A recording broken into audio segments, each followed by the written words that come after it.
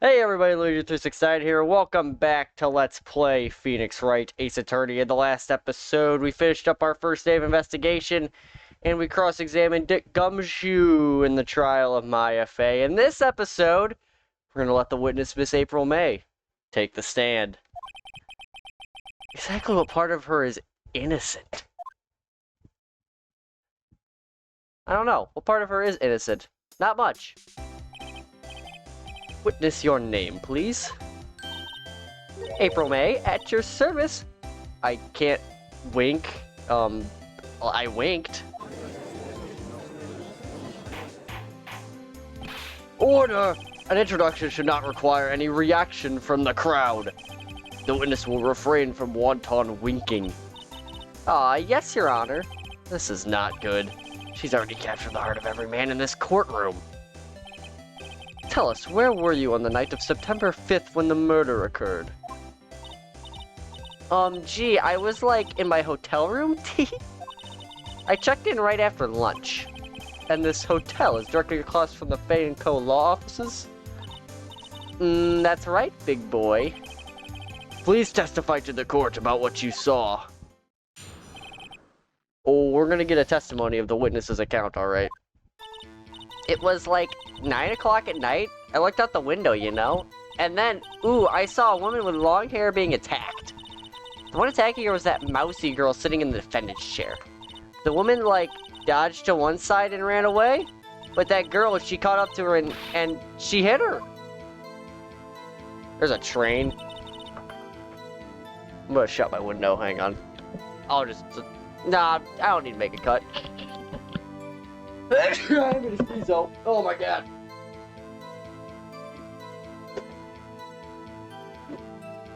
I apologize if you guys can hear that. Should be a little better now. Ahem. Then the woman with the long hair, she kinda slumped. The end. That's all I saw. Every little bitsy witsy. Wink. Well, Your Honor, I see. It is a remarkably solid testimony. I don't see a need to trouble the witness any... But wait, Your Honor! Yes, Mr. Wright? What about my cross-examination? I thought the witness's testimony just now was quite firm, didn't you? Mr. Wright, I understand you were Miss Fay's understudy, were you not? You must know her techniques well. Her cowardly way of finding tiny faults in perfectly good testimonies. Hey, how dare you? Well, Mr. Wright, will you cross-examine the witness? Yeah, I'm cross-examining the witness. I'll gladly proceed with the cross-examination. If only because I have a feeling Edgeworth doesn't want me to. She has to have some weakness. Very well, you may begin your cross-examination. I apologize if the voices of these characters evolve. I'm gonna get into a groove with them eventually of where I want them to be, but for now, the voices are fluid.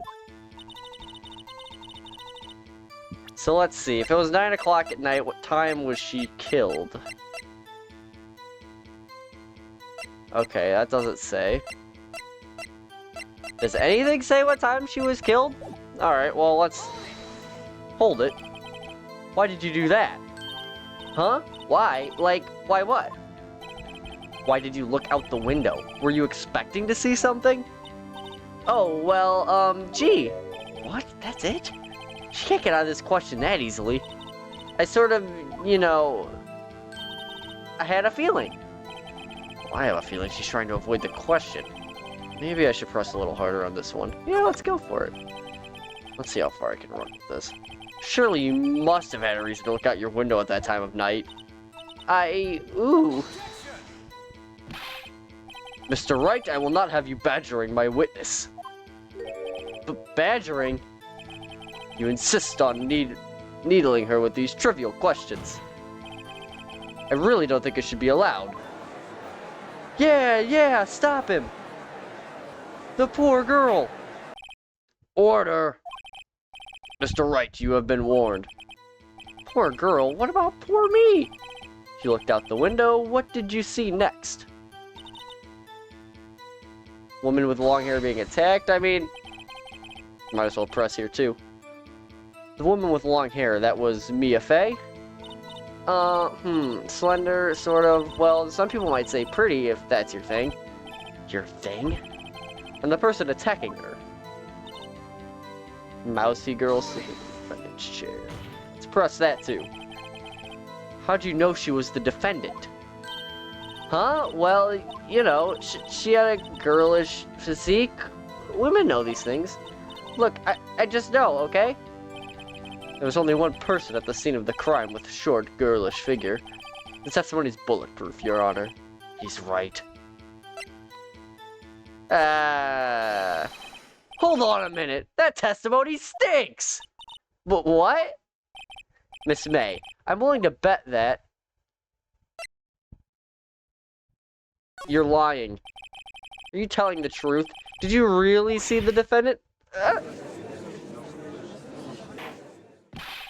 Mr. Wright, what's the meaning of this? Yes, what is the meaning? Somebody tell me, because I'm clueless about this, I mean. Okay. If you had really witnessed my client, Maya Fey, you would not have you would have noticed her clothes before noticing her physique. No one wears clothes like this on a daily basis, except her. And I'm no expert on fashion, but her hairdo looks far from normal to me. However, the witness's testimony mentions neither of these things. The testimony is bogus. But still, we don't know if she was dressed that way the night of the murder. She was, Your Honor. I saw her. And so did Detective Gumshoe. What do you say to that, Miss May? Wow, what are you saying to me, you mean lawyer? I saw what I saw. I just didn't think all that trifling little details were necessary, darling. Miss May, the court would like to remind you to please omit nothing in your testimony. I'm sorry, Your Honor. I'll be a good girl, I promise. Wink. Your testimony again, if you would. Damn, I almost had her. Witness's account numero dos. I did see everything. I did. The woman dodged the first attack and ran off to the right. Then the girl in the hippie clothes right after her. And she hit her with that weapon. I saw it. I did. That clock. That kind of statue-y clock. The Thinker, I think? Well, does the accuracy of my report not startle you, Tee? I see. I only wish you had been so detailed from the beginning. Please begin the cross-examination. Well, we know only 2 of those clocks exist in the world. And one of them is with the police. So how would she know that that was a clock? Miss May, what you said just now was quite revealing. Revealing? Ooh, you'd like that, wouldn't you? Naughty Mr. Lawyer.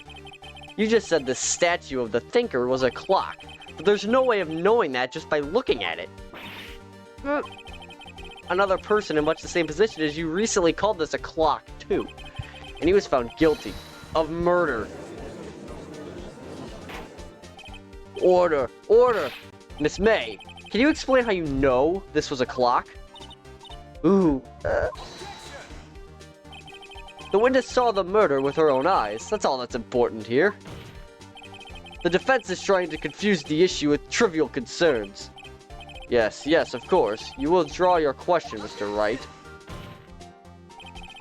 But questions are all I have, Your Honor. And as you may recall, I've caught murderers with these questions before. Well, only once. Objection sustained. You may continue to question the witness. That was close. If he stopped me there, the trial would be over. Huh? What? So, what happens now? What happens now is you answer my question. How'd you know it was a clock? What? That's... because I heard it? Yes, I heard it say the time. So you've been to the law office of Fay & Co. No. Hey, I didn't say that. Why would I go there? I heard it from my hotel room. The law offices of Fay & Co. where the murder took place is very close to the hotel. She could easily have heard the clock. I did not mean to open the court record there. Well, Mr. Wright, are you satisfied? No, Your Honor. I can't give up now. Not satisfied because she couldn't have heard it. You were at the hotel. There's no way you could have heard a clock go off in the building next door. You have proof that she could not have? Amateurs. Listen to me, Mr. Wright. In the courtroom, proof is everything. Without it, you have nothing. You are nothing. Then I would like to propose a test to see if she really could have heard. The prosecution denies your request.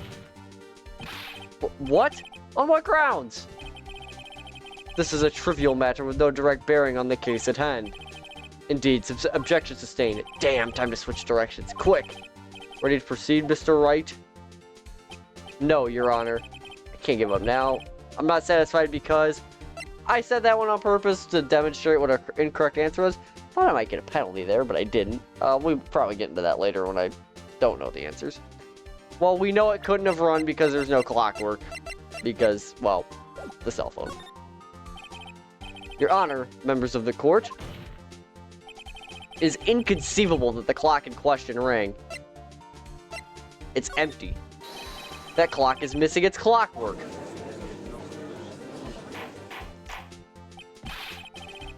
How could you possibly...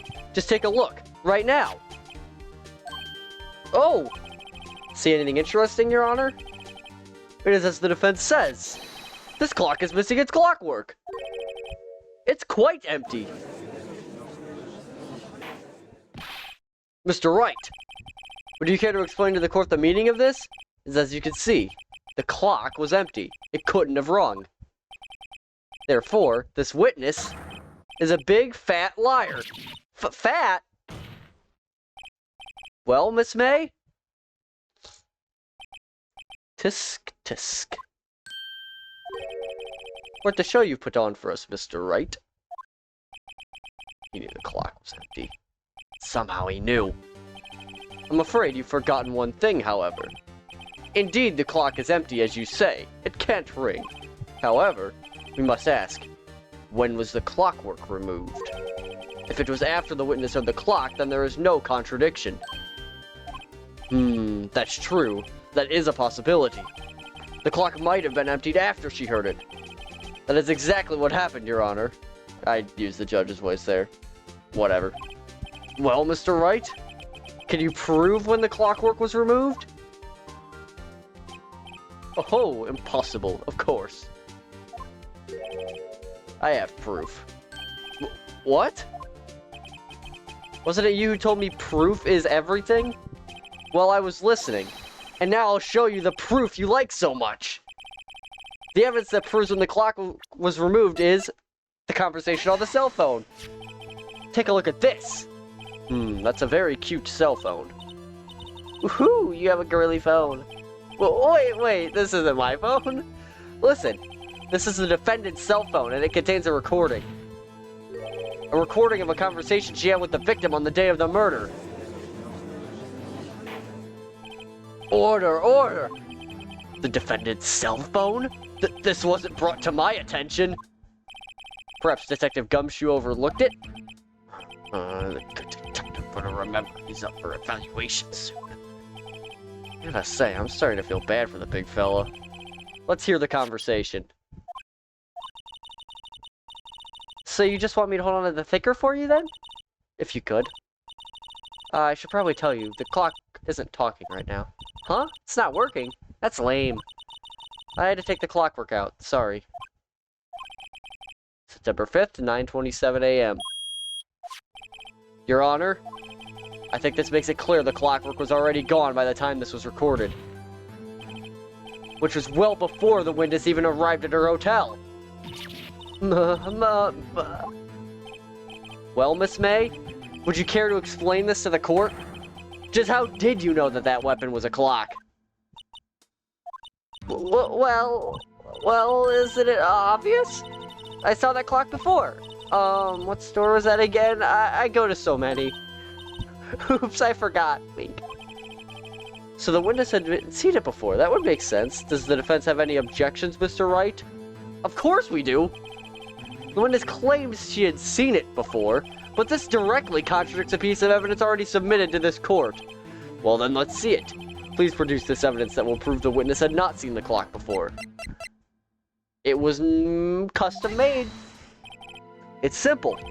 This clock was never in any store, ever. What? A friend of mine made that clock. Only 2 exist in the world, and the one that isn't here is in police custody. Impossible, everything is sold in stores. Miss May, I think it's high time you went shopping for a better excuse. Oh, excuses out on sale today.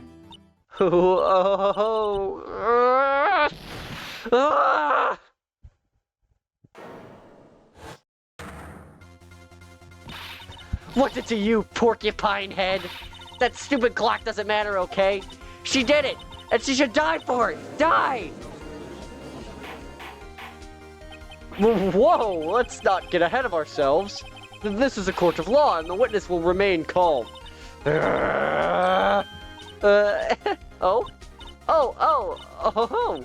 Silly me. Did I, like, lose it? I guess I did.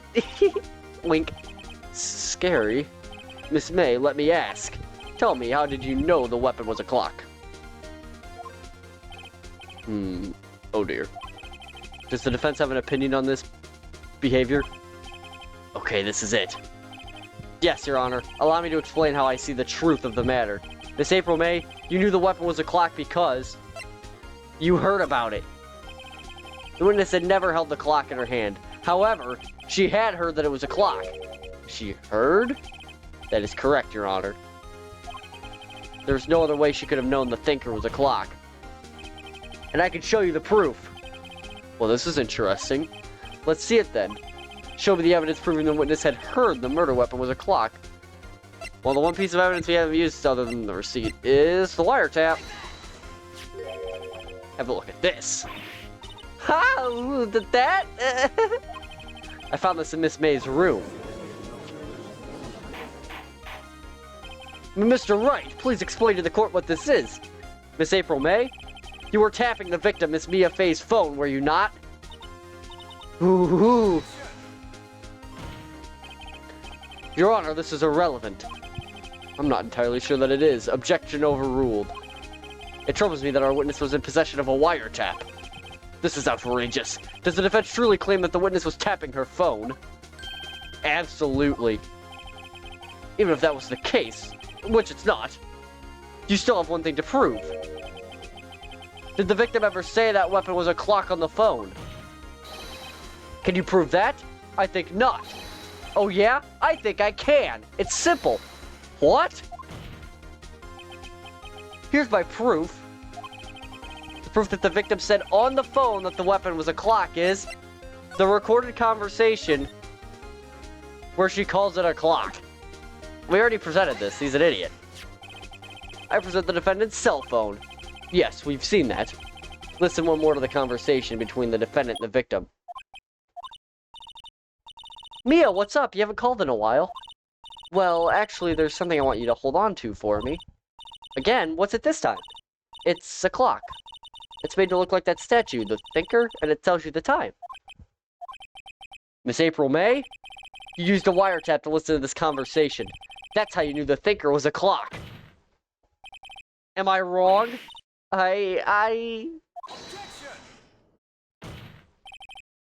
Your Honor, this is ridiculous. Your Honor, look at the witness's face. Does she seem amused to you? The defense demands an answer. Witness, answer the question. Did you tap her phone? Miss May! Shut up, all of you. What gives you the right to talk to me like that? You lawyer?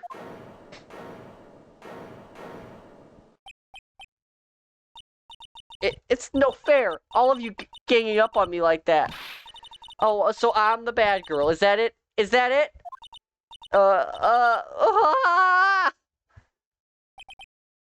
That did it. The court's seen the real Miss April May now. I can't read. Now to deal the final blow. You did it, didn't you? Miss May. What is it, you little shrimp?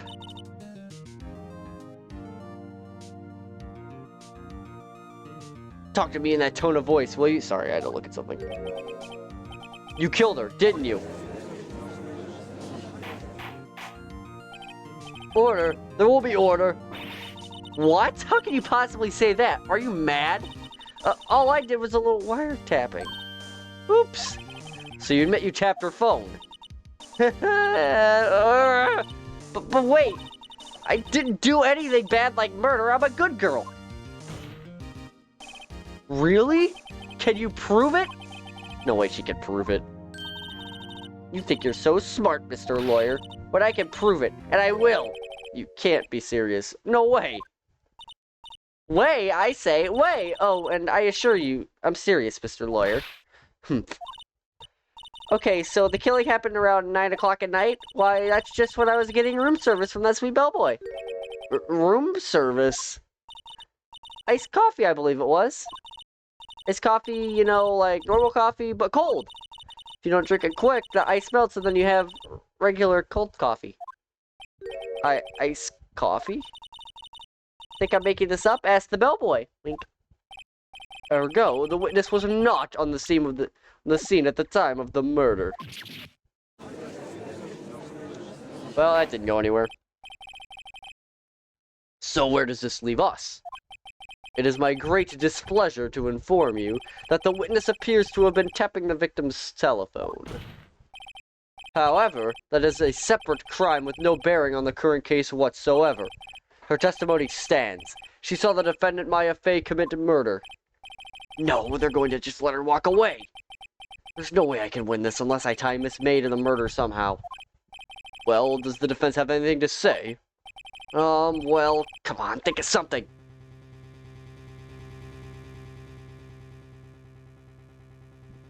Well, I don't think there's anything else we're going to get out of May. The defense would like to call the hotel bellboy as a witness. There's something suspicious here, and I'm going to get to the bottom of it. I think you've sunken quite low enough already. I object to calling the bellboy. Why? What's your reason? Because I hold that the wiretapping had nothing to do with the killing.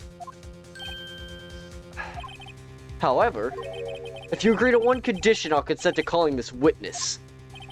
Condition?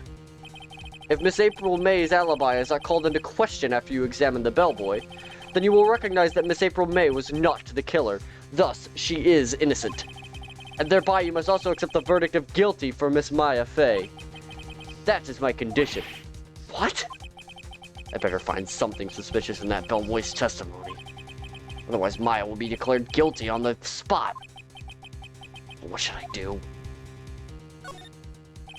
Alright, I've got nothing to lose. Except for, well, everything. Understood. I accept your condition. Fool. You fell right into my trap. Wait. Very well. The court calls the hotel bellboy to the stand. I believe we're ready for the witness to testify. He certainly does look like a bellboy. I forget the voice I gave him. Shit. Yes, sir. I received your summons in the middle of work, sir. I'm happy to be of service. That tea set looks rather heavy, so without further ado, the witness may begin his testimony. Very good, sir. Alright, Miss May's room service. I am the head bellboy at the Fine Gatewater Hotel, in business for 4 generations. I believe I received a call after 8 o'clock in the evening from our guest, Miss May. She asked for an iced coffee to be brought to her room at 9 on the dot, sir. I brought it to her at precisely the requested time, of course, and I delivered the iced coffee to our guest, Miss May, herself. I see. The defense may begin its cross-examination. Right, I'm ready. I hope. This is it. I can't prove Miss May was involved with the murder now. Maya will be finished. Alright, well that testimony seemed pretty bulletproof, so we know the drill here. Press him on every single detail. What exactly is it you do at the hotel? Why, anything required of me, sir. I check in guests, I check out guests. I clean rooms, I make beds. I even deliver room service, sir. I check Miss May in personally. Are you always so so prim? Mr. Wright, you will refrain from asking frivolous questions. That was Edward's voice. I believe I received a call after 8 o'clock in the evening. I guess Miss May. Are you sure it was Miss May on the phone? Absolutely, sir. How could you be so certain? I checked Miss May in personally, sir. Not only did I see her in all her stunning radiance, but I also heard her voice. And I saw them, and I... The point being, I remembered her quite well, sir. Yes, what then? He said them. He literally said them. No, okay. She asked for an iced coffee to be brought to her at 9 o'clock on the dot. 9 on the dot, you say? Yes, I confirmed that detail several times. She was watching a program on the TV and wished to drink coffee after she was finished, sir. 9. The time of the murder. Alright. Precisely 9, then? Precisely, exactly, and most definitely, sir. 9 p.m. How can you be so sure? Miss May was quite insistent that it be brought then. Oh, bellboy, tee-hee, I'd like an iced coffee at exactly 9 o'clock. Something like that, sir. Therefore, I knocked on her door at the crack of 9, sir. Oh, she was so particular about the time. Well, this is the last thing. You are sure it was Miss April May herself? Absolutely, sir. Absolutely? Yes, sir. As in, so very absolutely, sir. It's an endearing mannerism of mine. How come you're so very certain? Well, when I brought the room service, sir, the guest, sir, she favored me with a, embrasure, sir. Embrasure? Is that French for embrace? It's French for kiss, sir, but not a French kiss, sir. More of a peck on the cheek. Well, why would she have done that? I believe perhaps she was momentarily swayed by my prim demeanor, sir. It was a moment I shall never ever forget, sir. That was pretty fishy to me. Miss May was up to something and wanted the bellboy to remember her. It's no good. There's nothing there. Is that it? Tisk, tisk. Finally, you understand. This bellboy has absolutely no reason to lie. Now, if you have any decency, you will end this rather tedious cross-examination here. It was a bit tedious. The witness may leave the stand. I can't let this happen, can I? Of course I can't. Wait, please wait. Yes, does the defense have something to add? One last question. Let me ask one last question. Your Honor, I must object. This charade of justice has gone on long enough. Now, Mr. Edgeworth. Alright, Mr. Wright. I'll give you one more question, that's all. Okay. This is really it. Now this is my last chance. What do I ask him about?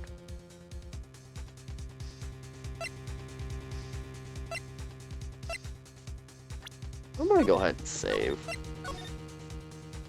Just in case. I'm gonna ask him about the room service. Tell me again about her room service. Again, sir? Exactly 9 o'clock, I delivered room service to Miss May's room in 303. The guest had requested iced coffee. $18 was the charge, as I recall. I see. $18? Doesn't that seem a bit expensive? Yes, well, iced coffee for 2, you know, and we don't skimp on the ice, sir. What did he say? What did you say? Rather, quite. Bellboy, tell us the truth now. Was someone else staying in Miss May's room? I object. That was objectionable. Objection overruled. The witness will answer the question. Yes, I see. Why did you not mention this in your testimony? Well, sir, you didn't ask. Nice try. That's the sort of thing you're normally supposed to mention. Yes, quite, indeed. It was, the good barrister there, Mr. Edgeworth, who... He asked me not to mention it if I wasn't specifically asked, sir. Ugh. You fool! I've done it. I've won. Miss April May checked into a twin room with a man, correct? Yes, sir. Then, when you brought them room service, you didn't see that man in the room? That's right, sir. Your Honor, we have just learned of another person involved who may have been the murderer. In light of this new fact, I hold that it's impossible to judge the defendant. Wouldn't you agree, Mr. Edgeworth? And who, Mr. Wright? Who is this other person? Simple. It was the man with Miss May. The man who checked in with Miss May. Ugh. Your Honor, as has been previously revealed, Miss April May was tapping the victim's phone, yet Miss May herself has an alibi at the time of the murder. However, that does not clear the man that was with her. The bellboy saw no one else in the room at the time of the murder. My, what a convenient little setup, but it's too late. Too late? I suppose you'd like it if it was too late, wouldn't you? After all, it was you who hid the presence of the other man from this court. Ugh. Upstart amateur. These accusations are ludicrous. Enough. The court acknowledges the defense's argument. I expect the prosecution and defense to look into this matter fully. Am I understood? Yes. Yes, Your Honor. That is all today for the trial of Maya Fey. Court is adjourned.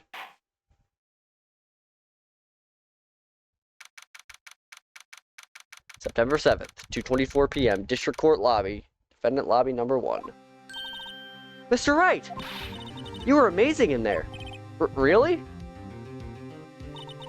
I think I might be your newest fan. Oh, I was just doing my job, you know.